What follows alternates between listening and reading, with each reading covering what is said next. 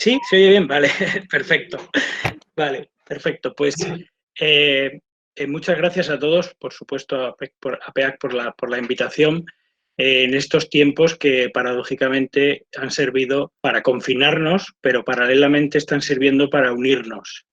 Tenemos varias experiencias entre las distintas asociaciones de correctores eh, que precisamente proyectos que no acababan de avanzar, bueno, pues paradójicamente, haciendo reuniones por este confinamiento, están avanzando a velocidad de crucero. Soy Álvaro Martín, soy el presidente de la Unión de Correctores, una asociación profesional que reúne a correctores y asesores lingüísticos y editores, también traductores españoles y, afortunadamente, desde hace un tiempo cada vez más compañeros de Latinoamérica. Tenemos socios mexicanos, algunos de ellos incluso en nuestra propia junta directiva, y tenemos socios colombianos, argentinos, lo cual pues supone una riqueza increíble, ¿no?, lo que nos están aportando. Bueno, pues yo, aceptando la invitación, quería comentaros un poco cómo está la situación de la profesión, del país y de la profesión en concreto de la corrección. Bueno, como sabéis, si queréis os cuento un poco cómo llegó aquí el asunto este tan manido del coronavirus, que un poco la palabra ya, no solo por sus efectos, sino por su repetición, genera ya rechazo, por lo menos a mí. El problema de España fue que tuvimos un vecino que lo cogió muy rápido, que fue Italia, que está muy relacionada con nosotros por motivos evidentes de cercanía geográfica, culturales y demás. Y bueno, como al principio no se le dio la importancia... Voy a apagar la pantalla. Como al principio no se le dio la importancia que se le tenía que haber dado, hubo mucho trasiego entre Italia y España por muchos motivos. España es un destino muy turístico para los italianos y viceversa, entonces hubo mucho contagio. Vaya, también incluso hubo partidos de fútbol de las competiciones europeas que coincidieron y eso ayudó a expandirse muy rápido. Tan rápido que España es ahora mismo el cuarto país en mortalidad del mundo. Sabéis que es China, Estados Unidos, nos ha adelantado Reino Unido y España es el cuarto. Estamos hablando de que hoy, a día de hoy, hay 25.000 personas muertas en solo un mes. Bueno, más allá de las cifras, que al final el problema de las cifras es que se vuelven frías, el problema es que, bueno, ha metido a una sociedad como la española, que supongo que también como la mexicana, que está acostumbrada a vivir en la calle, ha metido a 46 millones de españoles en casa durante un mes y medio. ¿Qué sucede? Que pasada la primera fase pandémica y médica y sanitaria, en la que teníamos 1.000 muertos todos los días, esa fase ya se ha superado, afortunadamente, en gran parte gracias al confinamiento, y ahora estamos en la fase de, el verbo que se utiliza aquí es desescalar, estamos en la desescalada. ¿Qué supone eso? Pues, por ejemplo, que mañana, por fin, bueno, ya hoy, porque son aquí las 12 y pico, se deja salir a la gente a correr, a pasear, un poco algo que están haciendo otros países europeos no tan afectados como nosotros. Quiere decir que el interés de la gente ahora es recuperar un poco la normalidad. Hay un término aquí que se utiliza, que tampoco me gusta mucho, que es la nueva normalidad, es decir, la realidad del país con las normas que vamos a tener que tomar a partir de ahora. Y hay mucha presión por recuperar esa normalidad, primero por recuperar nuestra vida y segundo porque los negocios, y es la segunda parte de mi intervención, no pueden aguantar 2 meses, 3 meses cerrados, sobre todo los pequeños comercios y demás. España es un país turístico y España es un país de servicios y eso ahora mismo está paralizado. Hoy han salido una previsión del gobierno, que como sabéis los gobiernos siempre tiran a la baja, y hablan de un 10% de caída del PIB y un paro del 20%. Claro, las perspectivas pues no pueden ser peores.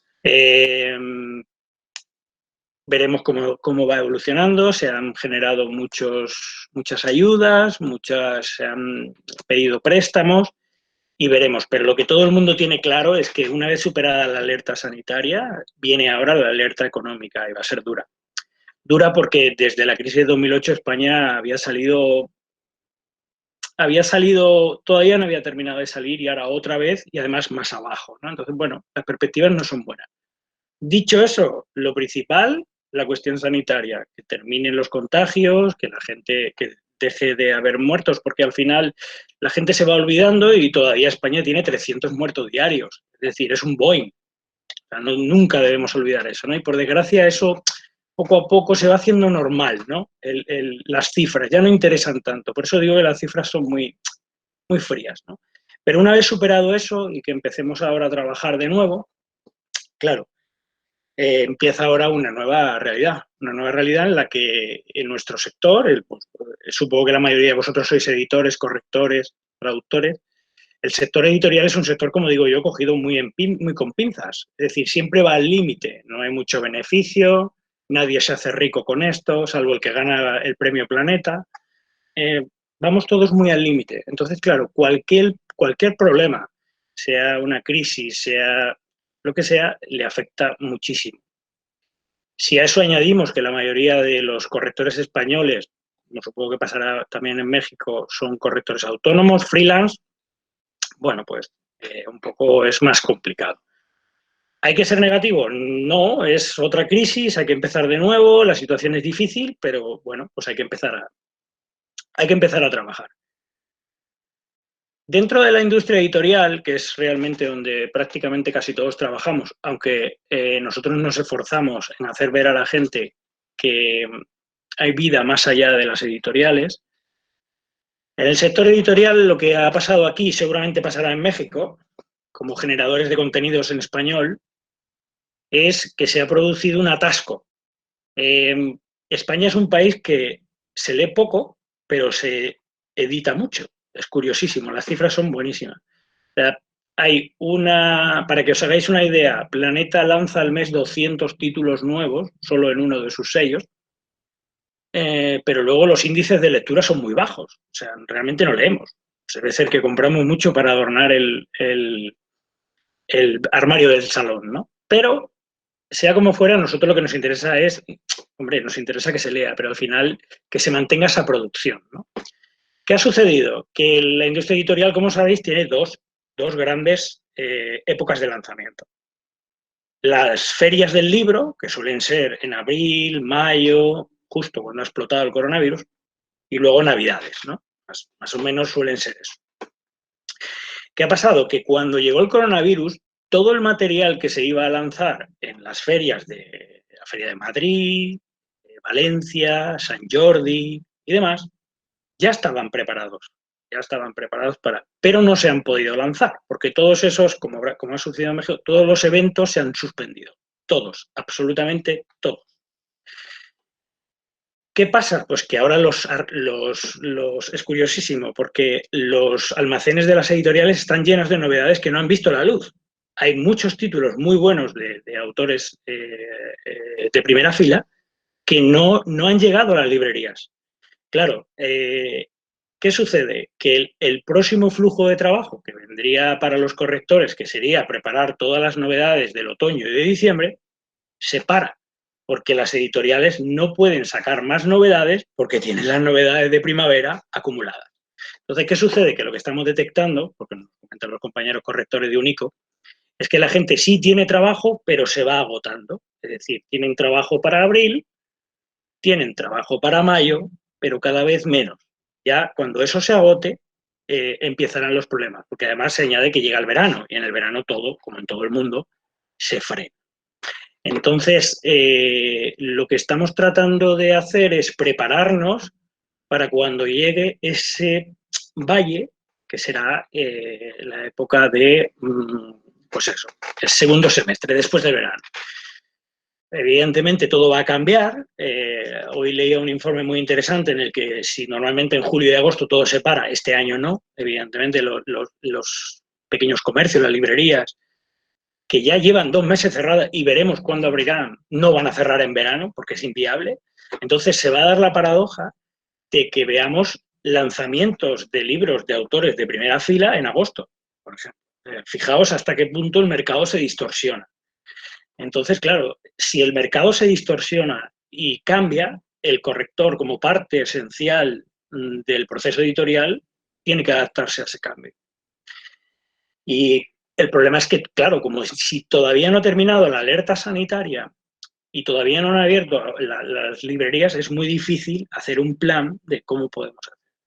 ¿Qué podemos ir haciendo hasta ahora? Pues lo que estamos haciendo nuestros socios y con los compañeros de la Alianza, comentando con otros países, es pues sobre todo avanzar en la formación, en la búsqueda de nuevos nichos de mercado, bueno, capacitación, búsqueda de empleo, todas esas cosas que no hemos tenido nunca tiempo de hacer y que debemos hacer, actualizar el currículum, poner un LinkedIn súper atractivo, todo ese tipo de cosas hay que aprovechar el tiempo y hacerlo, porque vienen tiempos malos, lo sabemos. ¿Cuál es lo positivo? Que sabemos cómo son, porque en el 2008 la crisis, acordaos de la crisis que empezó con Lehman Brothers, golpeó muy fuerte en España también, y bueno, algo creo que hemos aprendido, ¿no? Entonces, un poco a diversificarnos, a no ser correctores puros, sino también ser revisores, ser editores. Un poco esa es la idea, ¿no? Un poco de volver a esta nueva normalidad que, bueno, no pinta bien, pero que tenemos que empujar todos juntos. Y como hablaba con la línea, es fundamental salir de la individualidad. Álvaro, sí. A ver si me escuchan bien y no me volví a sacar. No, es perfecto. ¿Tienen ustedes idea de qué tanta gente, correctores, compañeros, se emplean en la industria editorial y en los otros campos, como es el campo universitario, las instituciones gubernamentales y con los particulares, ¿no? Que vendría siendo el espectro de las posibilidades de trabajo? El problema con las cifras es que, a diferencia de otros países, como por ejemplo en Argentina o en Uruguay, donde hay una licenciatura, o ahora los compañeros de Ecuador que han conseguido una certificación propia, en España no hay un título que te haga corrector. Es decir, realmente la corrección no está regulada como tal, ni siquiera tenemos un epígrafo propio profesional para pagar nuestros impuestos. Estamos incluidos en un epígrafe que se llama otras profesiones, imaginaos, puede estar ahí un corrector como un soplador de vidrio, o sea, puede ser cualquier cosa. Entonces es muy difícil lo de las cifras. Evidentemente la parte grande es la editorial, está clarísimo, pero sí es cierto que el mercado editorial da lo que da, es decir, grandes editoriales, y además se han ido fusionando, cada vez hay menos editoriales más grandes, pero cada vez menos. Es verdad que se edita mucho, pero aquí desde hace 2, 3, 4, 5 años, supongo que también en México, entró fuerte el fenómeno de la autopublicación y ahí se están dedicando muchos correctores. Es decir, supongo que allí también se denominará así la autopublicación. Son o bien empresas de servicios editoriales que editan, lo que pasa que es el cliente el que paga, y entre sus servicios ofrecen la corrección. O bien autores propios que deciden corregir sus libros para presentarlos, como hacían antes, a las editoriales, pero también a concursos y demás. Ese es un nicho de mercado importante que ha crecido mucho en España, pero tiene una trampa. Como la autopublicación implica que es el cliente el que se paga el libro, al cliente, un cliente particular, no se puede pagar una millonada en sacar su libro. Con lo cual, si esas editoriales venden la corrección muy a bajo precio, como un servicio muy bajo, entonces tiene un problema que es, sí, hay mucho trabajo, porque ahora todo el mundo escribe, todo el mundo sabe escribir, de hecho, hay más gente que escribe que lee, yo creo, pero no suele ser muy rentable, son tarifas muy, muy bajas y no suele ser un trabajo tan fino como puede ser el de una editorial convencional. Me alegro que me hayas comentado eso, porque otra de las cosas que nosotros indicamos a los clientes, y de hecho nuestras formaciones, si entráis en nuestra página, van por ahí, es que hay otros nichos de mercado, por ejemplo, el académico. Tenemos compañeras que se dedican exclusivamente a corregir tesis doctorales, trabajos de doctorado, todo el tipo de académicos, que son los propios estudiantes los que van a presentar, por ejemplo, una tesis doctoral y el propio director de la tesis le dice, sí, está muy interesante, pero la llevas a corregir. Y contrata a un profesional que lo haga. Ese es un nicho interesante y yo os puedo garantizar que hay compañeros de Unico que ya han montado una empresa especializada en ese campo. Es decir, hay que intentar salir de las editoriales, siempre lo decimos. Hay compañeros que solo trabajan para revistas. Y además, curiosamente, la revista yo siempre digo que es muy simpático porque es muy raro que un libro mencione al corrector, pero la revista siempre lo menciona, por aquello de la mancheta, ¿no? Revistas, pero no digo revistas de kioscos, sino revistas sobre todo empresariales. Yo tengo varios clientes que son revistas empresariales, es decir, no se venden, sino simplemente pues, revistas internas. Imaginaos, la Ford, Audi, esos editan revistas y son revistas de mucha calidad y necesitan y utilizan correctores. Esos son campos que también se pueden utilizar. El próximo día 20 de mayo tenemos un curso, el próximo curso que damos para nuestro socio y para el que quiera apuntarse fuera, es sobre audiolibros y productos sonoros. O sea, al hilo del crecimiento de Storytel, tanto en Europa, porque sabéis que es una empresa sueca, como por ejemplo en México, que tienen su división en Latinoamérica, es un mercado emergente, clarísimo, sobre todo en Latinoamérica, porque por la influencia que provoca en vosotros el mercado norteamericano, el tema de los podcasts está creciendo mucho. Y eso necesita correctores, necesita revisores y necesita correctores. Álvaro, déjame regresar tantito para ver si te entendí bien, porque hay algunas diferencias con España que a mí me gustaría que sacáramos aquí. Claro. Porque nosotros no tenemos ningún tipo de registro, no solamente los correctores, todos los trabajadores de la edición no estamos ubicados. El instituto que se encarga de ver las estadísticas en México es el Instituto Nacional de Geografía y Estadística. Ahí la parte editorial, el sector editorial, está considerado dentro de actividades recreativas. Es decir, que no hay una identificación clara de quiénes son, cuántas personas son las que nos dedicamos al área editorial, porque lo mismo entra por el área recreativa o por área de educación o por diferentes áreas. Decías hace un momento que están identificados, por lo menos sí tienen una identificación, un registro, aunque pueden entrar cualquiera. No, lo que decía es que el corrector como tal no existe como profesión. El resto de las profesiones del sector editorial sí están. Es decir, existe la figura del editor, existe la figura del traductor, por supuesto, existe la figura del ilustrador, del maquetador, diseñador gráfico. Sí existe. Es decir, a ver, para pagar impuestos cada uno tiene su figura, por decirlo de alguna manera, ¿no? Pero el corrector no. Es decir, el corrector se supone puede ser un estudiante de filología o un profesor, o uno que pasaba por allí y le gusta leer. Es decir, no se exige, no se exige. Los identifique bien, ¿no? No hay un perfil. De hecho, cuando se exige un corrector, por ejemplo, para un puesto público, que ahí sí tiene que estar regulado, normalmente se tira de lo que se denominan artes gráficas, que era de las antiguas máquinas los que se encargaban de arreglar lo que salía mal, ¿no? Pero claro, eso, imaginaos en estos tiempos lo obsoleto que está, ¿no? Yo tengo entendido que hace años habían entablado una lucha con Antonio Martín, me lo comentó, que justo porque en el perfil que estaban trabajando para la identificación de puestos de los correctores, les cargaban muchas actividades, cosa que me interesa porque aquí en México están cargados de actividades, todo lo que alguien no quiere hacer se lo pasan al corrector y el corrector lo asume con mucha paciencia cuando no debe de ser así porque el trabajo de corrección es de corrección.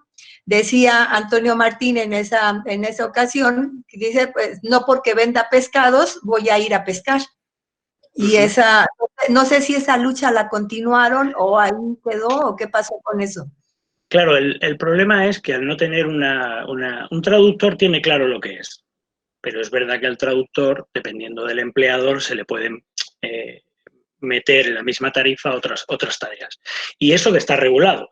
En el caso del corrector, que no está regulado, claro, al corrector se le puede hacer que corrija, se le puede hacer que reescriba, se le puede hacer incluso bueno, vosotros que trabajáis en el sector sabéis que un paso que se ahorra la editorial y que se lo carga el corrector, por supuesto sin remunerar, es darle el InDesign, el documento de InDesign, que directamente meta los cambios él en el InDesign. No, eso en teoría lo tiene que hacer el maquetador. Ese tipo de cosas, claro, pero eso pasa en toda la industria. Al final es arañar de aquí y de allá y cargarle a la figura, entre comillas, más débil o menos definida, más tareas al mismo precio. Claro, eso es evidente. Al final pasa incluso con los dos tipos de corrección. Sabéis, bueno, no tengo que explicaros que siempre hay que hacer mínimo 2 correcciones, ¿no? La de estilo y la de ortotipografía, más la de pruebas, ¿no? Eso sería lo ideal. Bueno, pues ahora se pone de moda, sobre todo muchas veces en el campo de la autopublicación, se pone, no, yo te pago una tarifa intermedia y me haces tú las dos. O sea, me haces una ortotipográfica y una de estilo a la vez, por supuesto por un precio inferior a cada una de ellas, ¿no? Y si además ya no se trata de precio, sino se trata, de, como bien sabéis, que una misma persona no puede hacer esas dos correcciones para si queremos que el resultado sea correcto, ¿no? Nunca mejor dicho. Y sin embargo se está dando, es decir, no, yo no me puedo permitir 2 correctores, pues te doy esto y tú lo haces, ¿no? Entonces sí, claro, en el momento en que no está definido, es evidente que la editorial siempre va a buscar cargarte con más trabajo. También tengo que decir que la editorial realmente seria y que aprecia la calidad del trabajo lo tiene muy claro, que es un corrector, que es un editor, que es un editor de mesa. Yo tengo la suerte de trabajar con algunas editoriales que respetan al máximo todo el proceso, o sea, que parece que lo han sacado de un manual de edición, y otras que, bueno, que muchas veces por cuestión de coste arañan de aquí y de allá y el resultado no puede ser el mismo, claro, porque yo entiendo los correctores que empiezan por una tarifa a lo mejor más baja o simplemente por eso, pues cogen todo. Pero al final todos somos profesionales y tenemos que establecer unos límites. Si no, claro, al final nos cargamos la profesión, ¿no? Y yo creo que está claro. Es parte del trabajo que tienen que hacer las asociaciones y ahora la alianza, ¿no? Para establecer los límites y establecer también las diferencias en el trabajo empírico y el trabajo profesional, que ahí es donde va marcando. Yo estoy de acuerdo que se le den diferentes actividades a los correctores, eso no lo discuto, pero se debe de cobrar. Claro. Si la gente sabe y tiene bien identificados cuáles son los límites y pasados de aquí me pides que yo marque en InDesign, pues está bien, pero eso tiene otro costo. O una cosa muy común que ocurre en el medio académico y que ahora lo vi recientemente, pedirle al corrector que confirme las referencias que da el autor o que busque la bibliografía. Pero eso es trabajo de origen, eso es del autor, no es del corrector. Entonces, el problema, para eso es importante hablar y decirlo, hasta dónde es el trabajo que uno hace. Cuando, te voy a confesar una cosa y a los compañeros que están aquí también, cuando Antonio Martín me dijo de esta lucha que estaban haciendo para establecer los límites, yo me quedé sorprendida porque aquí en México sí lo hacemos. Dijo, no, pues si nosotros revisamos la bibliografía y cotejamos y demás. Entonces es cuando me dijo, pero no porque sí lo podemos hacer, eso sin duda, no es una cuestión de falta de calidad o de capacidad. Es que no le corresponde al trabajo de corrección. Entonces, ahí es cuando uno empieza a abrir los ojos y te das cuenta que hay que establecer límites. Cuando hay más gente con los límites bien identificados, entonces los que dan trabajo van a tener que asumirlo también, porque ahí es donde se refleja la calidad del trabajo. No en la parte empírica en la que yo te lo doy más barato y te hago todo por el mismo precio. Eso es. O sea, al final, el todo por uno, el 2 por 1 no funciona. En este negocio no funciona. Más que nada porque científicamente está demostrado que la corrección de estilo es una cosa y la ortotipográfica otra, y que no se pueden hacer a la vez, pero que está demostrado. Es decir, no es una cuestión cerebral, no es una cuestión de mercado. Y entonces, la generación de contenido, Álvaro, porque lo que le corresponde al autor es del autor, no lo puede hacer el corrector. Son procesos distintos, no pueden decirse tú tu propio corrector. Eso perjudica por completo a la profesión. Sí, aparte que es como Al final veréis en nuestra página, en la página de Unico, en uniondecorrectores.org, hay un decálogo donde, bueno, es un que os invito a descargaros, es gratuito, y en él hay una sección que casa exactamente con lo que tú dices, es qué hace un corrector y qué no hace un corrector. En lo de qué hace un corrector se refiere a todo lo que puede llegar a hacer, y en lo que no hace es todo lo que puede llegar a hacer, pero se lo tienes que pagar aparte. Es decir, Claro. a mí no me importa reescribir, pero eso tiene un coste. Claro. A mí no me importa consultar las fuentes, pero tiene un coste. Incluso siendo una corrección de estilo o siendo una corrección ortotipográfica, para eso siempre le decimos a los compañeros que empiezan que nunca cojan un trabajo sin ver un original. Yo me quedo alucinado cuando, por ejemplo, llega una oferta a la lista y una oferta de trabajo de alguien que quiere corregir y solo por el volumen la gente ya lanza un presupuesto. Y eso es un suicidio. Tú tienes que...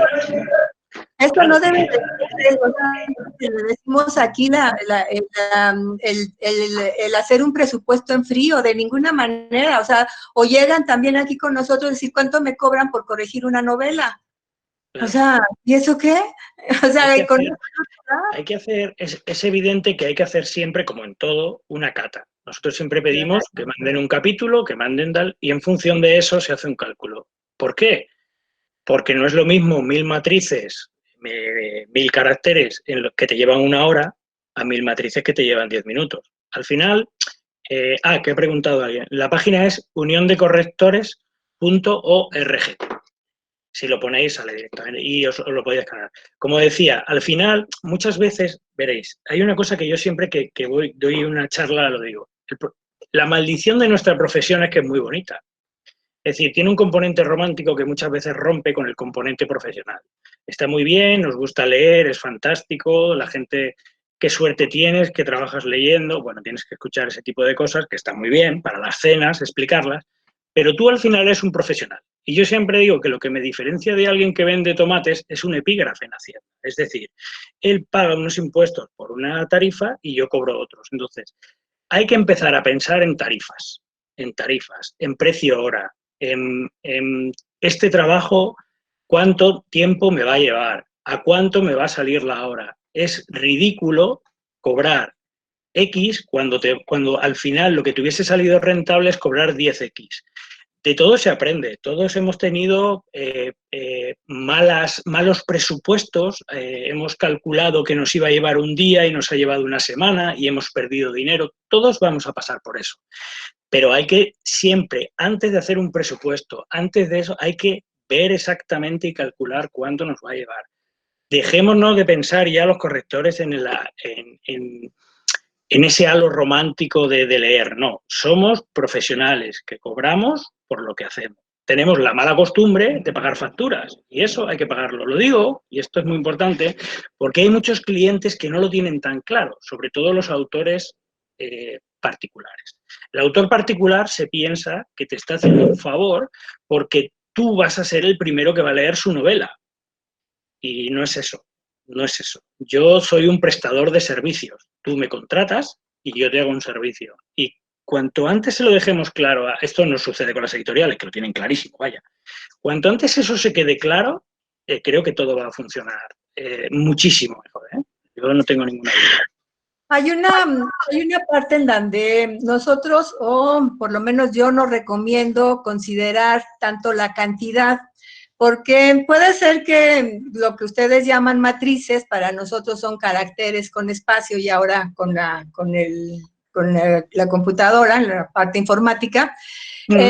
Depende del tipo de texto, porque para un ensayo puede ser que sí haya diferencia en cantidad, pero en un texto publicitario, por ejemplo, y con muy poquito texto, no quiere decir que vas a cobrar menos, al contrario, porque menos es más. Y entonces tienes que pensar mucho más que la frase publicitaria sí tenga lógica, tenga sentido, entonces la característica para cobrar es distinta. Ya no lo puedes cobrar por cantidad, sino tienes que cobrar por el tipo de trabajo, para qué va a funcionar, cuál es el objetivo, a quién va dirigido, etcétera. Entonces, ver otras características.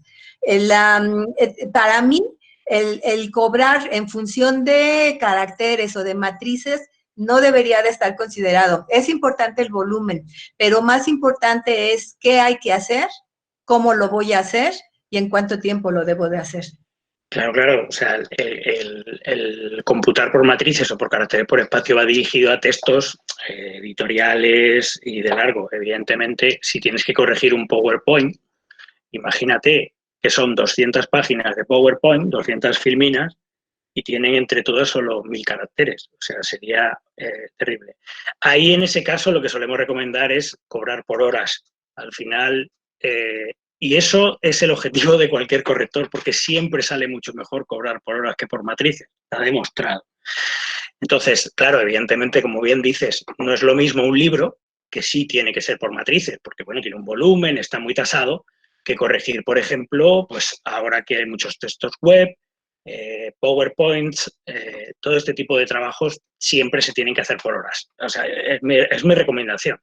Hacerlo por horas, que además te sale mucho mejor, seguro, porque hay otro concepto que nosotros hablamos mucho, que es la bajada de bandera.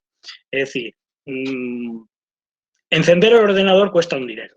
Hay que poner un precio mínimo. No se puede cobrar 20 pesos por un trabajo. O sea, yo arranco por, no sé, por lo que cada uno se quiera poner. Pero siempre a los nuevos correctores les decimos eso. Es decir, tú tienes que tener un precio para empezar a trabajar. Pero ojo, no porque lo hayamos inventado nosotros, sino porque hay muchas profesiones que así lo hacen. Y insisto, la clave es considerarse un profesional. Esa es la clave, a todos los niveles. O sea, hay que ser profesional no solo para pagar impuestos. Hay que ser profesional para todo, para tratar al cliente, para hacer catas, para hacer presupuestos, para hacer facturas. Y esa es una de las claves de las asociaciones profesionales, porque yo soy corrector, no soy gestor, no soy experto en marketing, pero eso sí me lo puede aportar la asociación. Bien con capacitaciones, bien con recursos, bien con, importantísimo, con conocer a otros colegas que sí lo dominan. Es decir, yo siempre digo que si un colega tiene una página web muy bonita, caray, cópiasela en el buen sentido. Es decir, aprende del que lo hace bien, aprende siempre del que lo hace bien. Y eso en una asociación, como el ejemplo único, en que somos más de 250 socios de España y de Latinoamérica, cada uno con su tipo de clientes, es decir, de editorial, de universidades, de audiolibros, de medicina, de textos jurídicos, de textos publicitarios. Eso vale su peso en oro. Y si además eso lo multiplicas uniéndote con las otras asociaciones de España y con las de América, con la de la Alianza, imagínate tú, que eres un simple autónomo, hasta dónde llegas. Esa es la clave. O sea, yo ahora tengo la posibilidad, gracias a lo que me aporta Unico, y los contactos que ha hecho, en conocer qué se hace en México. Pues eso vale su peso en oro, porque hay que estar en un mercado tan competitivo y tan al límite siempre pensando, siempre pensando. Por eso yo digo que siempre que da igual la asociación que sea, da igual el país, pero métete en una porque todos son ventajas y las cuotas son asumibles. Bueno, sí tienes que sacar, uno de los problemas que tenemos los correctores es la falta de identidad. Hay parte de esos mitos de los que se reproducen, es decir, que no existe la corrección de estilo, o decir que en otros casos que empezó con la imprenta, en fin. Entonces, saber que sí tienes antecedentes y que es una profesión muy antigua, saber toda la evolución por la que se ha pasado, tener una pertenencia, pertenecer a algún lugar, eso te da fuerza y eso te da posibilidad para poder enfrentarte al cliente fuerte, al cliente que no tiene, que quiere aprovecharse de tu situación para poder pagarte menos. Entonces, el saber quiénes somos, el tener esas posibilidades nos permite enfrentar un mercado que está cada vez más castigado y que en adelante, en cuanto, como decías al principio, en cuanto salgamos de esta crisis sanitaria, vamos a entrar en otra crisis mucho más dramática en la que hay que estar preparados y hay que estar también juntos porque individualmente, no, dice un dicho aquí en México, supongo que también español, camarón que se duerme se lo lleva a la corriente. Y si nos quedamos dormidos, pues nos va a llevar. Entonces es preferible unirse, juntarse y poder hacer cambios en conjunto. Sobre todo porque hay un ejemplo muy claro. Yo no consigo entender, y esto lo he hablado con el presidente de los editores españoles, que es cuando yo abro un libro, cualquiera, y seguro que en México pasa, en los créditos aparece hasta el que lleva la furgoneta. Pero ¿por qué no aparece el corrector? No consigo entender, nadie me da una razón, porque el corrector es parte y parte del sector y ha cobrado, es decir, el editor le ha pagado su trabajo. Entonces, ¿por qué el traductor aparece? ¿Por qué aparece el ilustrador? ¿Por qué aparece el de la imprenta? ¿Por qué aparece el de la furgoneta? Pero no aparece el corrector.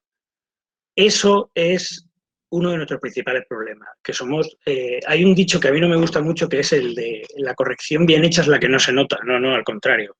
Si está bien el libro es porque ha habido un corrector ahí, pero el problema es que la figura no se ve y no se reconoce. Entonces, otro de los trabajos grandes que hacemos las asociaciones es eso, tratar de hacer ver tanto a la industria como a la sociedad en general que el corrector existe y que es necesario. Y que correctores ya había en la Edad Media, en el siglo XIII y en el siglo XIV corrigiendo cosas. Es decir, ya existe. De hecho, uno de nuestros congresos se llama corrigere por eso, ¿no? Porque viene de allí del latín, un personaje que se dedicaba a corregir. Entonces, existe. Lo que pasa que el problema es que al no estar definido como, por ejemplo, los traductores que a base de pelearlo han conseguido y que ya por ley tienen que aparecer en los libros, como es normal, parece como que cualquiera puede ser corrector. Ese es el problema, ¿no? Parece como que al que le gusta leer y lee despacito puede ser corrector. Y eso, pues claro, provoca que no se considere una profesión. Es decir, es como yo soy profesor y en mi rato libre corrijo, pero como el que corrige los ejercicios de los alumnos. Y claro, no es eso. Entonces, triple trabajo de las asociaciones el ubicarnos.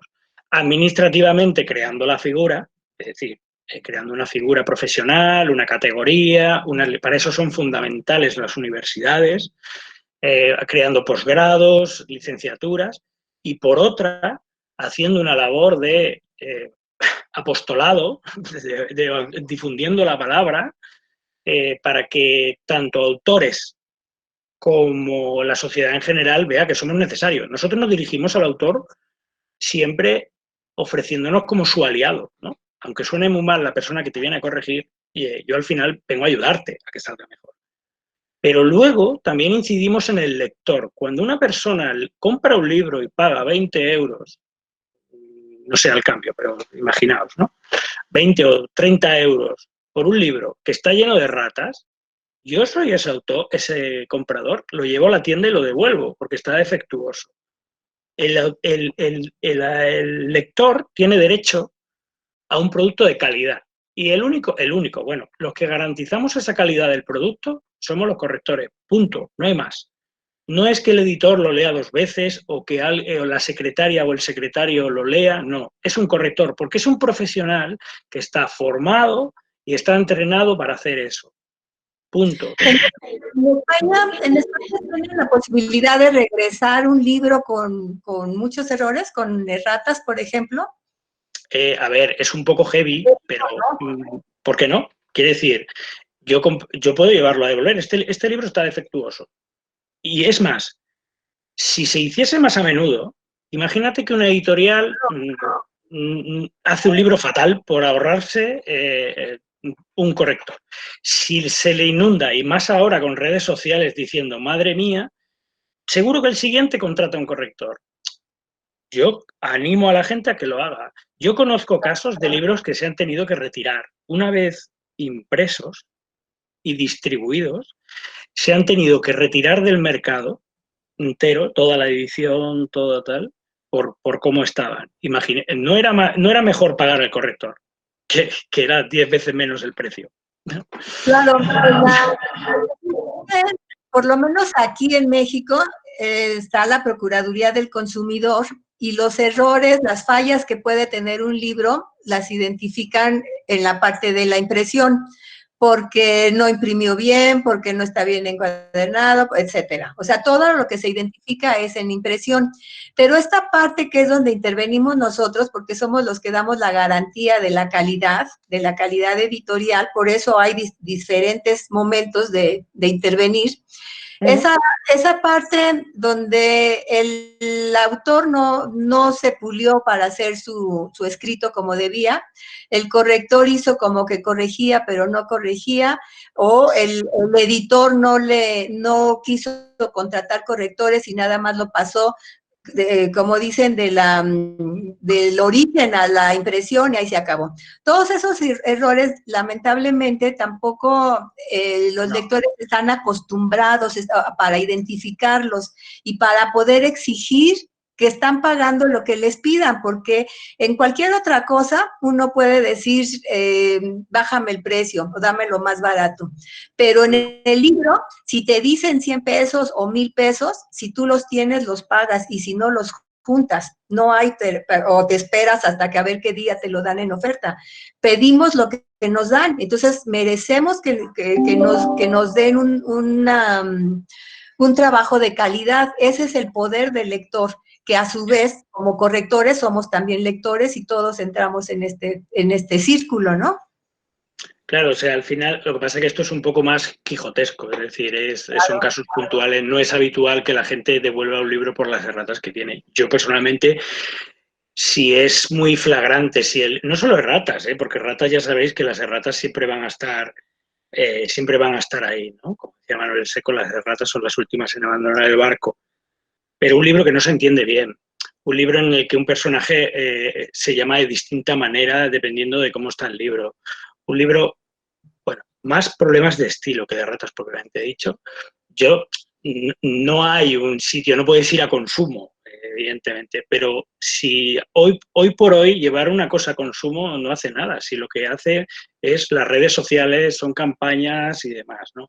Yo cuando veo, por ejemplo, esas campañas en Twitter en el que alguien, por haberse equivocado en una coma, se le masacra, caray, pero cojamos un libro que los hay por ahí terribles y pongámosles la cara colorada a los editores por no haber pagado a un corrector o haber pagado poco al corrector, porque esa es otra, lo mismo le han dado una semana y le han pagado poquísimo.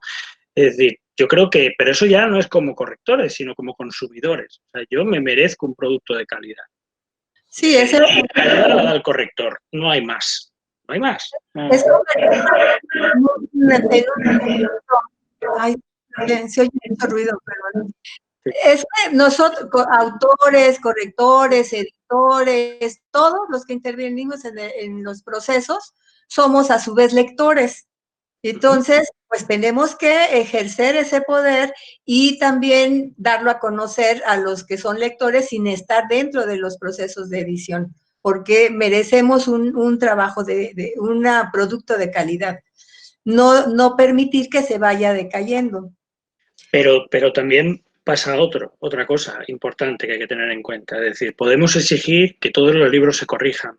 Podemos exigir que haya en cada libro 3 correcciones, 4, 5, las que sean. Pero es responsabilidad del corrector estar a la altura del trabajo que se le da. Porque a mí me pasa a veces que hablo con editores que me dicen, sí, yo la di a corregir, pero no veas la corrección que me hicieron, ¿no? Es decir, también nosotros tenemos la responsabilidad de estar somos como los cirujanos, tenemos que estar formándonos permanentemente. Y más en un país como en España, en el que no, como decía, salvo casos gloriosos como un posgrado que hay en Tarragona, ¿no? De la Rovira y Virgili, no hay una formación universitaria arreglada. Y no, siento romper el mito, pero ser filólogo no te hace corrector. Es decir, te da la base, pero no eres corrector. De hecho, incidimos mucho en eso, ¿no? Entonces, al no haber esa formación específica, como sí puede haber en otros países que tienen la suerte, te obliga a estar permanentemente buscándote las habichuelas, ¿no? Formaciones específicas de lengua, o sea, tenemos un triple trabajo. Toda la formación que tiene que ver con la cuestión académica de lengua, que eso es impepinable, y no solo que de vez en cuando cambie la gramática, no, ni la ole, no es eso. Es que la lengua siempre está cambiando. Imaginaos solo el número de términos que hemos aprendido con esta pandemia, solo con esta pandemia. Y hay que tener claro cómo se escribe, hay que estar en constante reciclaje cuando hablamos de lenguaje. Pero es que luego hay otro área que es todo lo que tiene que ver con la cuestión fiscal o con la cuestión más de profesional. Tenemos que tener en cuenta cómo se buscan clientes, tenemos que no se puede, cómo hacer una carta, cómo hacer un catálogo, cómo hacer una marca personal, cómo movernos en redes de búsqueda de empleo tipo LinkedIn. Todo eso también lo tenemos que hacer, lo siento, pero es así, salvo que trabaje para una editorial, vaya, que esté en plantilla. Sí, toda esa parte. Y luego también la parte de competitividad, es decir, oye, es que hay 250.000 correctores más, ¿en qué destaco yo? ¿En qué me especializo?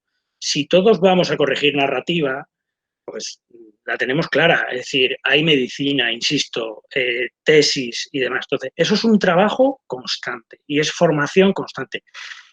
No es nuestro objetivo fundacional en UNICO la formación, de hecho se lleva dando solo 3 o 4 años, antes no se daba. Pero nosotros, en la junta directiva que estamos ahora, creemos que es esencial. No enseñamos a la gente a ser corrector, no, esa no es nuestra función.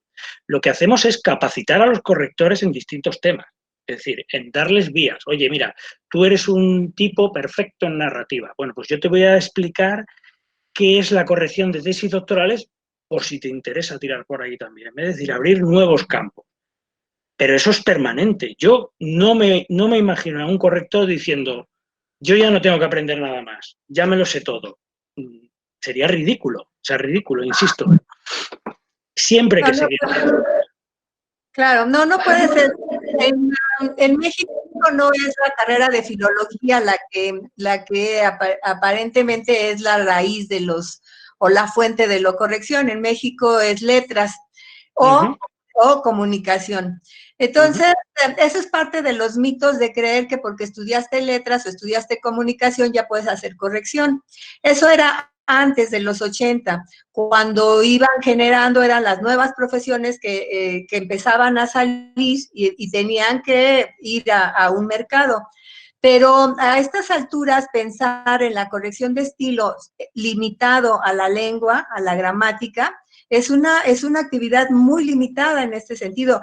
No nada más por lo que acabas de decir, que hay que conocer también el mercado, la orientación profesional que se le pueda dar al estudiante de corrección, sino también todos los antecedentes, toda esa historia de la que tenemos, esa tradición editorial que es muy rica, que son 500 años o más que las que uno se ha establecido, para poder determinar e identificar cuándo es un estilo editorial y cuándo es una regla ortográfica. Hay que conocer también cuáles son las intenciones del documento, los tipos de discurso y las características de cada documento. Entonces, esto va llevando a la especialización de la corrección. Seguir en esta enseñanza de la corrección como en los años 90 no ayuda a profesionalizar, es buscar la especialización. Nosotros en México tenemos el diplomado en corrección. Desde un principio, tenemos 11 años con él. Desde un principio decían, ¿por qué no promover una licenciatura? Nunca hemos querido la licenciatura. ¿Por qué? Porque limita. Al contrario, con el diplomado, no sé cómo le digan ustedes, diplomado, en Sudamérica le dicen diplomatura. Con esto, lo que das pie es que estudia lo que quieras, haz tu licenciatura de lo que tú seas, pero especialízate en el trabajo editorial y concretamente en la corrección. Entonces, esto le da un nicho más específico a la persona que hace corrección para que en eso sea un experto, en la parte que conoce sea un especialista. Esto es lo que trabajamos. En parte también, en este diplomado damos esta parte de orientación profesional que decías, la parte fiscal, la parte de promoción de servicios, otras cosas que aparentemente son ajenas, pero son las que completan la actividad. De lo contrario, va a quedar coja y no van a saber cómo presentarse. También, nada más te comento, en Uruguay no tienen licenciatura, es nivel técnico, igual que en Argentina. En los dos casos es tecnicatura, aunque forma parte de la universidad.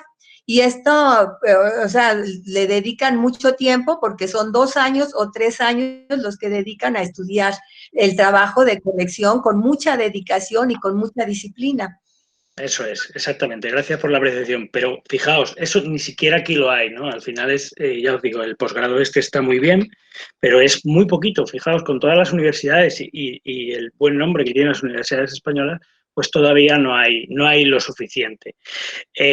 Y con respecto a la especialización, ojo, que se da el caso contrario. Gente que es experta en un campo y que se convierte en el mejor corrector. Es decir, nosotros tenemos en Unico gente que viene de medicina, que ha aprendido corrección y ahora evidentemente son correctores de medicina o de música, músicos profesionales que a base de formarse permanentemente en corrección se han hecho expertos. Y evidentemente es verdad que son mercados muy reducidos, pero la especialización, como en todo, te garantiza, sobre todo te garantiza, primero, te garantiza unos clientes bastante fieles y segundo, sobre todo te garantiza mejores tarifas, porque es decir, la corrección médica, por ejemplo, la corrección técnica, la corrección de ingeniería, evidentemente está mejor pagada que la corrección rasa, por decirlo de alguna manera, que es la de narrativa, ¿no? Es evidente, ¿no?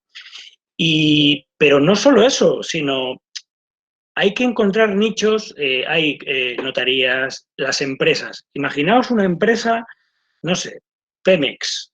¿Cuántos textos genera en un mes?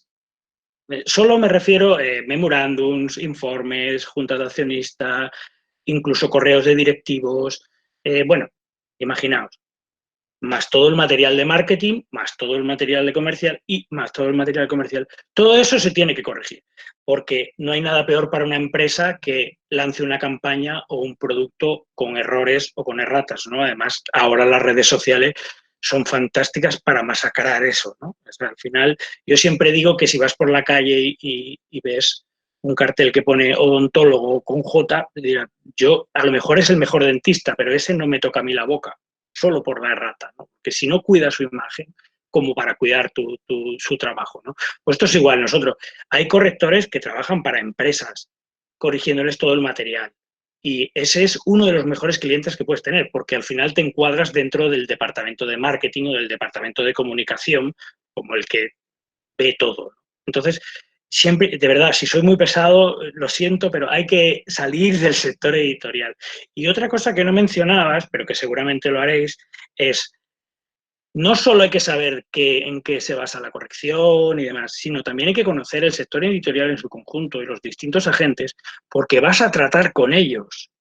Es fundamental conocer el trabajo del maquetador, es fundamental conocer el trabajo del editor de mesa, porque vas a trabajar con ellos día a día, no solo ya en la editorial si estás empleado, sino como parte de un proceso. Entonces, nosotros, por ejemplo, una iniciativa que queremos poner en marcha, lo que pasa que con este follón se ha parado un poco, es una serie de charlas de profesionales distintos, editores, traductores, que nos expliquen cómo es su relación con el corrector. No que me cuenten qué hacen, no, sino cómo es su relación con el corrector, qué códigos necesitan, qué cosas, qué problemas detectan, porque al final eso engrasa la relación, ¿no? Y al final todos somos, insisto, parte de un proceso. Entonces, como veis, llevamos un rato hablando y fijaos todos los deberes que tiene un corrector, aparte de lo que es saber la lengua, que eso, como dice un amigo mío, es como al soldado, se le presupone la valentía, o sea, de eso no vamos a hablar. O sea, la lengua es evidentemente, ser filólogo no te garantiza ser un corrector, pero evidentemente cuanto más base tienes, pues, pero yo conozco biólogos que son muy buenos correctores. Evidentemente el filólogo ayuda. Nosotros tenemos dos tipos de jornadas, las jornadas correctas, que curiosamente se llaman como la Asociación de Correctores de Colombia, correcta, y las jornadas corrigere, por esto que decíamos, que lo que hacen es nos vamos a la universidad, en este caso a la Universidad de Barcelona, la Complutense de Madrid y demás, a las aulas de filología y les decimos qué es lo que hay que hacer para ser corrector. Explicarles que no solo por ser filólogos son correctores, sino en qué áreas tienen que trabajar para serlo. Y llevamos pues a gente famosa y conocida que les explican qué tienen que hacer. Y tienen mucha aceptación, porque la mayoría de ellos, todo eso que les explicamos no lo han dado en la carrera. Y vienen y dicen, pero pues esto, ¿y dónde estudio yo esto? Y pues reciclaje continuo. Entonces, olvidemos el mantra de que filólogo igual a corrector. Yo no soy filólogo, yo vengo de la comunicación, pero insisto, en Unico puedo decir ahora sí, de cabeza, en la junta directiva hay una psicóloga, una traductora, es decir, y se han reciclado y son excelentes correctores. O sea, cualquiera puede ser corrector, pero tiene que tener una base importante. Y nunca dejar de estudiar y de formarse. Eso es fundamental. Eso es fundamental. Por eso, ojalá en España hubiese lo que comentabas de Argentina y de Uruguay, que yo lo veo con envidia, la verdad, porque, bueno, nos ayudaría a situarnos, ¿no? Porque es verdad que mucha gente nos escribe a Unico desesperado, dice, yo quiero ser corrector, ¿qué estudio? ¿Qué hago? A mí me gustaría ser, yo quiero formarme, ¿qué hago? Y hay es que el problema es que hay poco que ofrecerle, no hay, porque la gente lo que quiere es que le señales el sitio, y es que no lo hay, sí, es continuo. Entonces, bueno, pero al final es una corrección, una profesión que te obliga a estar permanentemente en búsqueda, ¿no? Entonces, parte del encanto, ¿no? Está claro.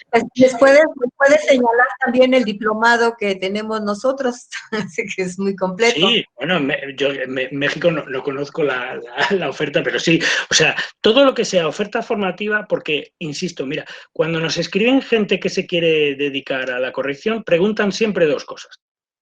¿Qué puedo estudiar y cuánto puedo cobrar? Esas son las dos claves. Y claro, ¿cuánto puedo cobrar? Pues eso es todo muy relativo, evidentemente. ¿Y dónde puedo estudiar? Pues les damos un poco las directrices, pero tampoco podemos decir 25.000 sitios, ¿no? Aunque, como os decía, ya hay algunas iniciativas universitarias de calidad que, bueno, si la gente se los puede permitir, yo las recomiendo, ¿no? Un poco. Como base, ojo, como base. Nadie que termina un curso, un posgrado, una licenciatura, una filología, tal, puede salir y decir, ya soy corrector profesional. Se equivoca, de cabo a rabo. Claro. No, se equivoca. O sea, se equivoca. Claro que sí. Está clarísimo. O sea, yo llevo trabajando años en esto y todos los días aprendo algo. Todos los días consulto las fuentes, una media de 50 veces cada día. Es imposible parar. Por lo menos en nuestro concepto y el que difundimos en Unico, y me consta que los compañeros de la Asociación de Americanos también. Álvaro, ¿te parece bien si podemos dejarles un poco a los compañeros y compañeras que están aquí, si quieren hacer preguntas, que lo escriban en el chat para que las respondas, por favor? Claro, ya están tardando. ¿Quieren participar o no quieren participar? Bueno, con respecto a un comentario que hacen en el chat de crear una asociación mexicana de correctores, que la Asociación Mexicana de Profesionales de la Edición se creó en 1993. Desde 93 estamos insistiendo por hacer esta asociación, por pedirles que participen, por decirles que solamente unidos vamos a poder conseguir cambios. No se llama Asociación de Correctores, aunque ese fue su origen, porque pensamos que los problemas, como decía hace un momento Álvaro, los problemas que tenemos los correctores también los tienen los traductores, también los tienen los diseñadores, también los tienen los editores como trabajadores. Entonces, por eso pensamos que unirnos para tratar de conseguir cambios, y de ahí el nombre de Profesionales de la Edición. Entonces, el asunto es algo que ya tenemos muchas actividades que hemos hecho a lo largo de todos estos años. Cada año insistimos en hacer el Día de la Corrección. Son ¿cuántos años? Fue iniciativa de Argentina, de Alicia Zorrilla, y llevamos 12 años haciendo el Día de la Internacional de la Corrección de Estilo, y nos cuesta mucho trabajo para que vaya la gente. Entonces los invitamos a que participen más, a que se acerquen más, a que sean más activos, porque solamente así podremos hacer cambios. De lo contrario, pues estamos como muy poquitos. A ver, entonces, ¿están haciendo preguntas, Álvaro? Sí, yo si quieres voy contestando, las voy leyendo, y si te parece, o me las lanzas tú como quieras, ¿eh? ¿Yo? Bueno, si quieres te la digo. Mira, aquí veo una que dice que aquí llamo editor de mesa. Bueno, no sé cómo se denomina en México, pero editor de mesa es, a diferencia del editor propietario de la editorial, ¿no? Está el editor de mesa, que es la persona contratada por la editorial que sería como el gestor de proyecto, es decir, con el corrector habla directamente con él revisa la obra, no es el editor propiamente dicho de propietario de la editorial, sino el que está contratado y hace el trabajo de edición en la novela. Y realmente es una pieza vital, porque es, por ejemplo, si se trata de una traducción, el que pone en contacto al corrector con el traductor, o si es una de creación, al autor con el corrector. Es decir, es la clave. ¿Qué sucede con el editor de mesa? Que normalmente no lleva solo un libro, lleva tropecientos mil. Y los pobres siempre están muy liados, pero son fundamentales. Yo conozco algunos que son auténticos genios. Eso se le denomina editor de mesa. Es una denominación un poco viejuna, pero es eso, es editor de mesa.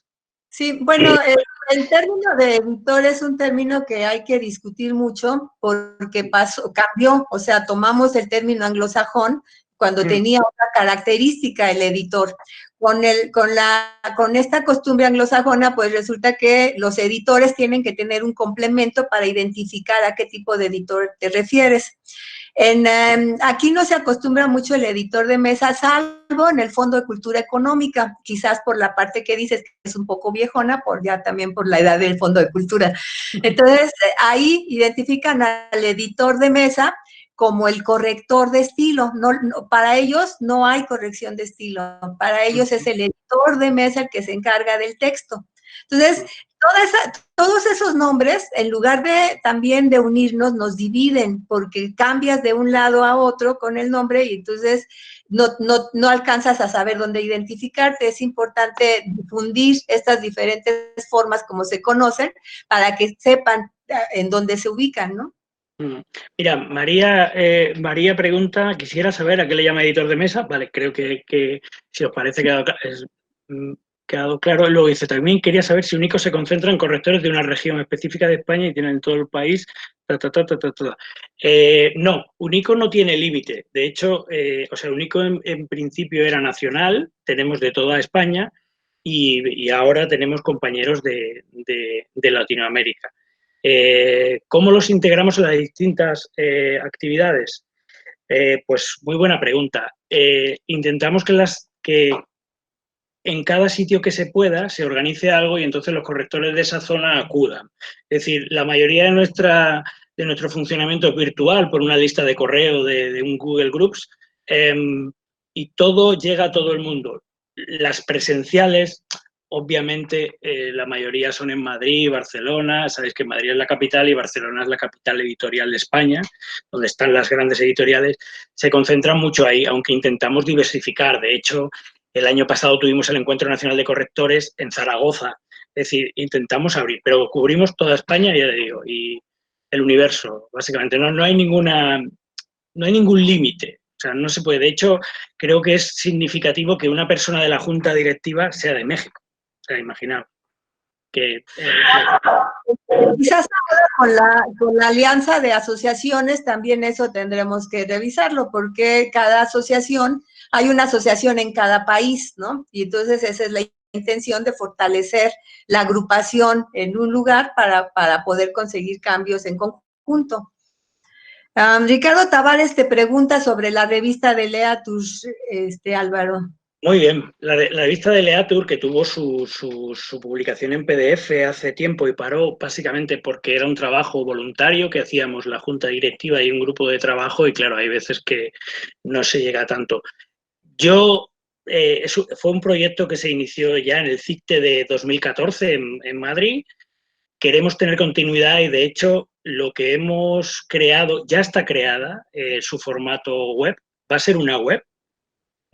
Creemos que es más práctico, sobre todo para los lectores que no son españoles y luego periódicamente sacaremos en PDF la agrupación de contenidos.